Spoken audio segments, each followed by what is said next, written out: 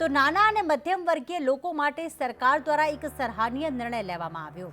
આવાસ તબદીલી માટે ભરવાપાત્ર ડ્યુટીમાં મોટી છૂટ આપવામાં આવી છે। નાના અને મધ્યમ વર્ગીય લોકો માટે આ સરકારનો નિર્ણય, જેમાં 80%ની છૂટ આપવામાં આવી છે।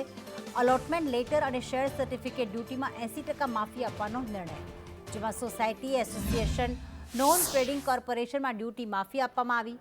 માત્ર 20% ડ્યુટી વસૂલ કરવામાં આવશે। નાના અને મધ્યમ વર્ગીય પરિવારોને આનાથી મોટી રાહત મળશે। તો ખાસ મુખ્યમંત્રી ભૂપેન્દ્ર પટેલની અધ્યક્ષતામાં જે બેઠક મળી અને બેઠકમાં આ નિર્ણય લેવામાં આવ્યો।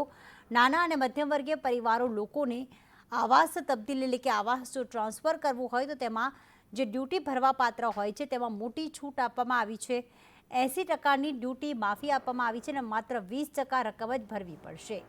તો મહત્વપૂર્ણ નિર્ણય આ લેવામાં આવ્યો છે, જેમાં સોસાયટી છે, એસોસિએશન છે, નોન ટ્રેડિંગ કોર્પોરેશન દ્વારા જે અલોટમેન્ટ લેટર્સ અને શેર સર્ટિફિકેટ આપવામાં આવે છે તેમાં 20% ટ્રાન્સફર ફી ભરવી પડશે, 80% માફી આપવામાં આવી છે।